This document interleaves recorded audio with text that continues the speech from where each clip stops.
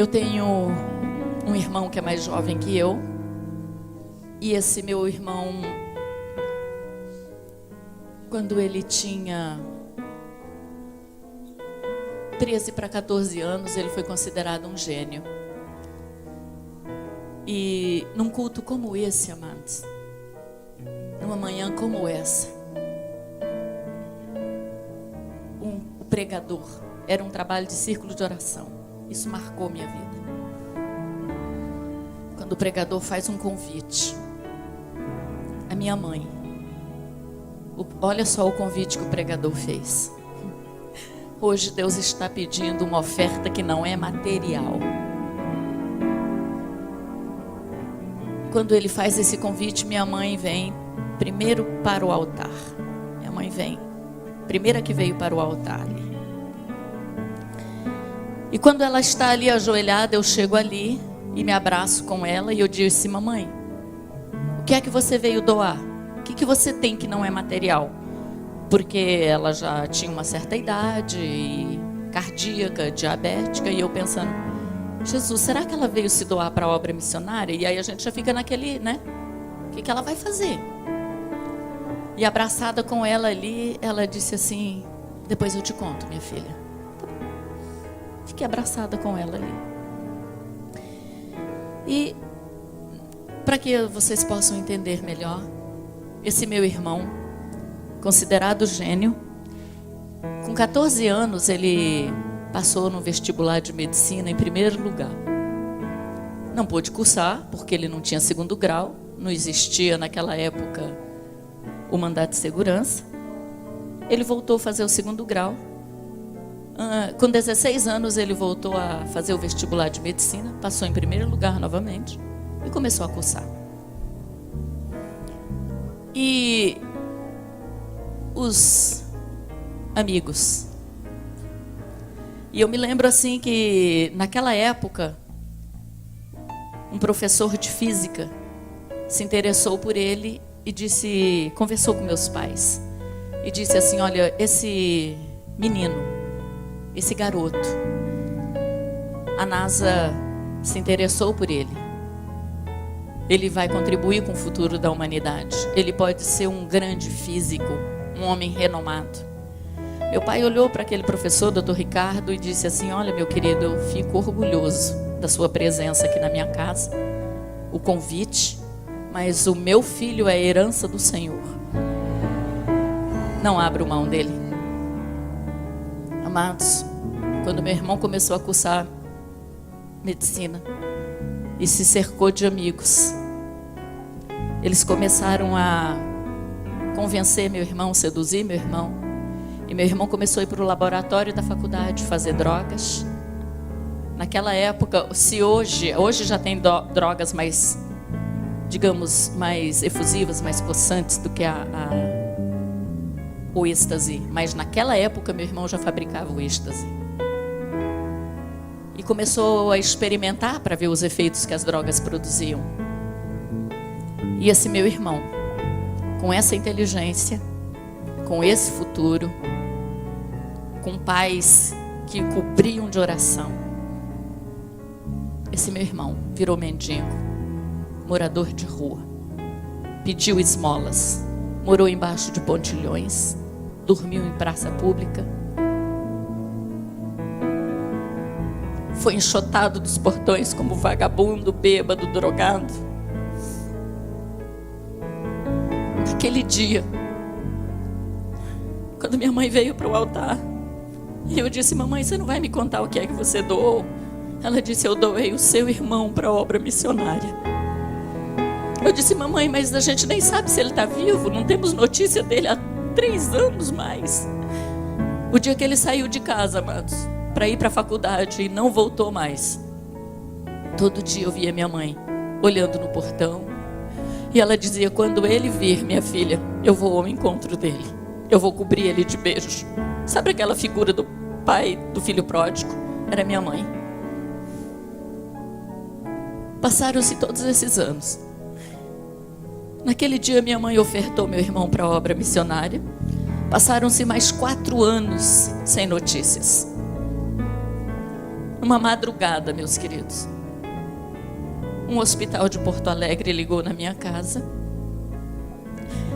E o recepcionista do hotel dizia assim: olha, chove tanto aqui em Porto Alegre, está tendo um dilúvio. E alguém recolheu da enxurrada um mendigo. E nós encontramos na carteira dele esse telefone. Mas não alimente esperanças. E eu dizia para ele assim: eu tenho um irmão que está desaparecido há mais de 7 anos. E ele dizia: não, mas esse tipo rouba as coisas, troca as coisas, pode não ser nada seu. Minha mãe, e eu falando baixinho, minha mãe já na extensão: Deus, tu és maravilhoso. Deus, tu és poderoso. Deus, tu és Deus fiel. E o rapaz dizia: o que está acontecendo, moça? E eu dizia: não, é que eu tenho um irmão, minha mãe e tal. No outro dia de manhã, minha mãe foi para Porto Alegre. E eu marquei com ela um horário para a gente se falar lá na recepção do hospital. Quando eu liguei, eu disse: mamãe, é o Noé? Ela disse: é, minha filha, é seu irmão. Eu disse: como é que ele está? Tá bem, tá bem. Mas não foi recolhido da enxurrada? Foi. O rapaz disse que ele estava com o pulmão, talvez ele não sobrevivesse até hoje, porque está com o pulmão cheio de água, está todo comprometido. Não, minha filha, está bem. Não tem unhas, não tem dentes, não tem cabelos, não vê, não fala, não fica em pé, tem ferida dos pés à cabeça. Mas está bem. Mãe, está vivo, minha filha. Ele está vivo. Bote a mão assim no seu coração, ó. Você está sentindo ele bater? Está vivo. Tem esperança. Há esperança para a árvore, ainda que seja cortada. Há esperança.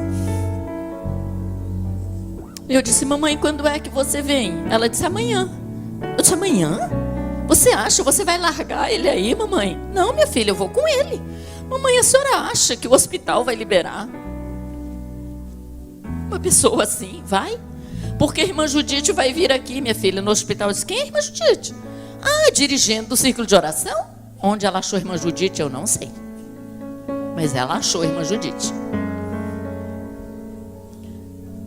Eu disse: mamãe. Ela disse: minha filha, mande a minha passagem com a do seu irmão, porque a irmã Judite vem com um grupo do círculo de oração aqui hoje, e eu vou para casa com seu irmão. Sabe quando você manda a passagem pensando: perdi meu dinheiro?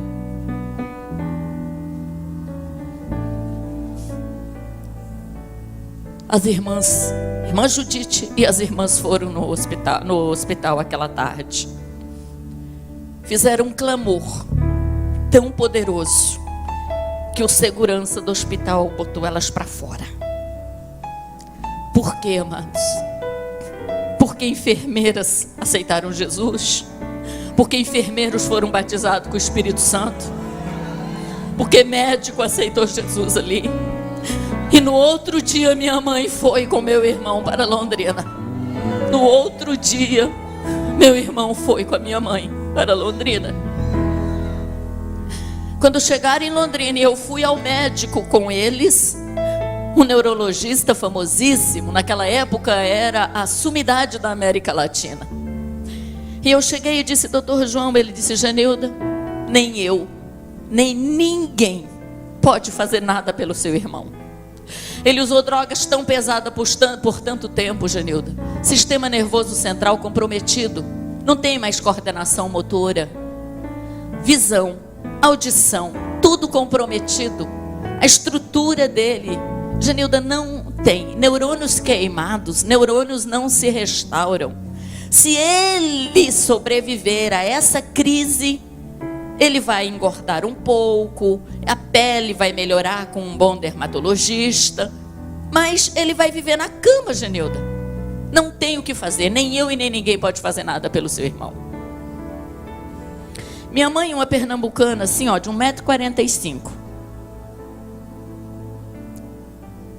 Pequenininha, olhinho azul, uma princesa. Ele, 2 metros, 200 quilos.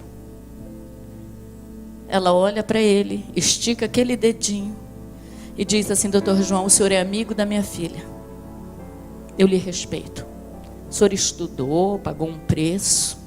O senhor está falando como médico. O senhor está falando que a experiência de médico lhe dá. O senhor está falando do que a medicina lhe dá. Eu estou falando de um Deus vivo, poderoso, que tem uma promessa na vida do meu filho, e eu não gerei filho para o inferno. Fomos para casa, amados. Quero que você entenda o Deus que está pedindo o segundo boi hoje aqui. O Deus que quer o segundo boi. Para você compreender quem é o Deus que hoje está dizendo: quero mais do que o cabrito. Não quero só o cabrito. Eu aceito o cabrito, mas eu quero mais do que isso. Hoje o meu irmão é pastor, para honras e glórias do nome do Senhor. Deus restaurou unha, cabelo, pele, dentes. Ele é um homem lindo. É um homem tão ou mais inteligente do que era. É professor de grego, de hebraico, é diretor de uma base missionária, é médico, é psicólogo. Ele tem uma família maravilhosa. É diretor de uma escola teológica em São Paulo. É orientador de uma escola de obreiros em São Paulo. E eu estou aqui para dizer que o Deus que hoje está aqui, é o Deus que para ele não tem, amado, não tem força, não tem o inferno, não tem humilhação, não existe. Ele tira da sarjeta e ele faz se assentar entre os príncipes.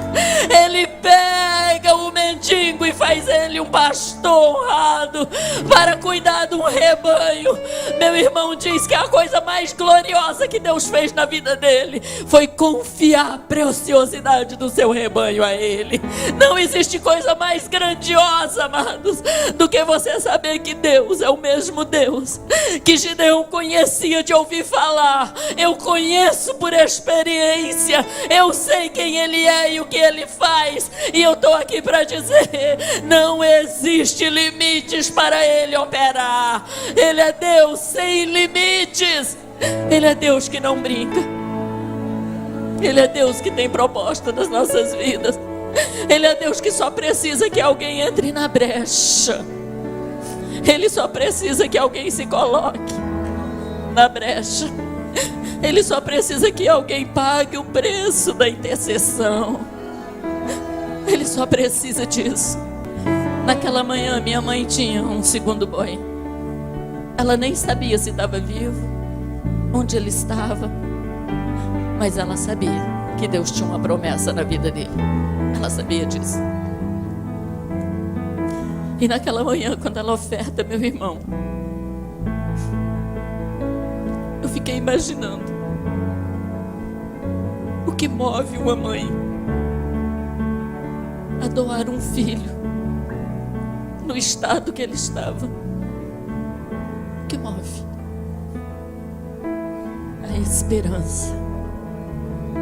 A esperança que Deus é o Deus que tira da cova, é o Deus que livra da fornalha, é o Deus que eleva os meus olhos para os montes. De onde me virá o meu socorro?